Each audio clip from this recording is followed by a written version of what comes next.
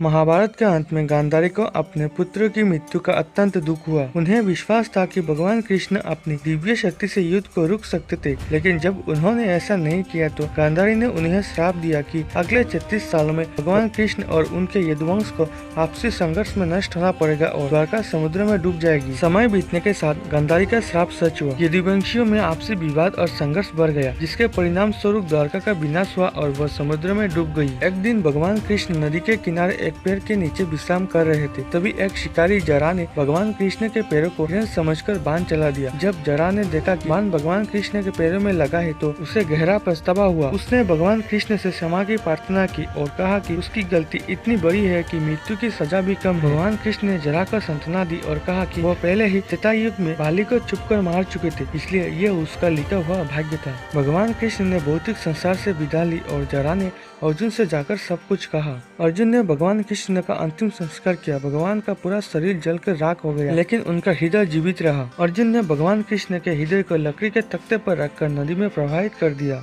भगवान का हृदय कई वर्षों तक ऐसे ही बहता रहा और अंत में उड़ीसा के महानदी तट पर जा पहुंचा। वहां सर्ब नामक आदिवासी समुदाय के प्रमुख विस्थावासु ने इसे पाया और इसे नील माधव की मूर्ति के रूप में पूजा करने लगे। इस बीच अम्बंती के राजा इंद्रद्युम्न भगवान विष्णु के परम भक्त थे और उनकी दिव्यता की खोज में लगे थे। एक दिन उन्हें एक भटकता हुआ ऋषि ने बताया कि उड़ीसा में भगवान विष्णु की पूजा नील माधव के रूप में होती है। राजा ने ब्राह्मण पुजारी विद्यापति को उड़ीसा जाकर नील माधव की खोज करने का आदेश दिया। ब्राह्मण पुजारी विद्यापति ने उड़ीसा पहुंचकर विस्थावासु से नील माधव की पूजा का स्थान खोजने की कोशिश की, लेकिन विस्थावासु ने उसे गुप्त गुफा का रास्ता नहीं बताया। विद्यापति आप सोचने लगे कि वह राजा को जाकर क्या बताएंगे। तभी विद्यापति ने विस्थावासु की बेटी ललिता से प्रेम करने का सोचा। विद्यापति ने ललिता से अपने प्रेम का इजहार किया और कुछ दिन बाद उनसे शादी कर ली। विवाह के बाद विद्यापति ने ललिता से अपने पिता से नील माधव की झलक दिखाने का अनुरोध किया। विस्थावासु ने उनका अनुरोध स्वीकार किया,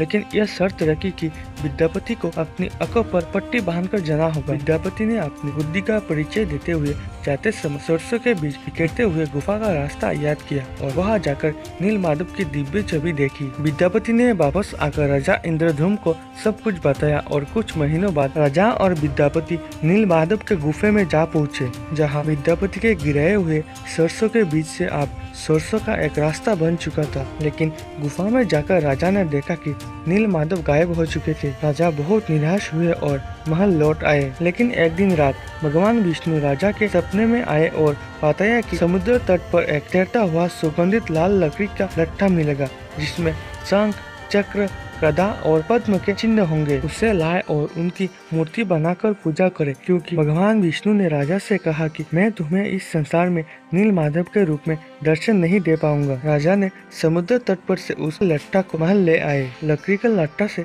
मूर्ति बनाने के लिए उन्होंने अपने राज्य और दूसरे राज्यों से कारीगरों को बुलाया, लेकिन कोई भी कारीगर उस लकड़ी से मूर्ति नहीं बना सका। तब भगवान विष्णु ने राजा के सपनों में आकर राजा को भगवान विश्वकर्मा से मदद मांगने की सलाह दी। राजा ने भगवान विश्वकर्मा से मदद मांगी। फिर एक दिन भगवान विश्वकर्मा एक बूढ़े कारीगर के रूप में राजमहल पहुँचे। राजा ने विश्वकर्मा से मूर्ति बनाने के लिए अनुरोध किया। भगवान विश्वकर्मा ने राजा का अनुरोध स्वीकार किया, लेकिन उन्होंने एक शर्त रखा। विश्वकर्मा ने कहा कि वे 21 दिनों में एक बंद कमरे में रहकर मूर्ति को बनाएंगे, लेकिन उस बीच अगर कोई दरवाजा खुलता है तो वे उसी हालत में मूर्ति को रखकर चले जाएंगे। राजा ने उनका शर्त स्वीकार किया। भगवान विश्वकर्मा ने बंद कमरे में मूर्ति बनाने की प्रक्रिया शुरू की, लेकिन कुछ 15 दिनों के बाद रानी ने दरवाजा खोलने की जिद की, क्योंकि उस बंद कमरे में से कोई भी आवाज नहीं आ रहा था। रानी को लगा कि कहीं वो बुरा कारीगर जल और खाने के अभाव से मर न गया हो। राजा ने जब दरवाजा खुला तो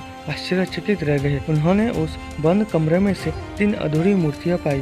भगवान विश्वकर्मा के शर्त न मानने के लिए उन्होंने मूर्ति का काम जितना हुआ था उसी हालत में रखकर चले गए, जिसके कारण मूर्तियों के हाथ और पैर अधूरे रह गई। राजा ने इन अधूरी मूर्तियों को स्थापित किया, जो आज भगवान जगन्नाथ, बलराम और देवी सुभद्रा के रूप में पूजा जाता है। भगवान जगन्नाथ को एकमात्र जीवित देवता माना जाता है, जो अपने भक्तों की सुनते हैं और उनकी इच्छाओं को पूरा करते हैं।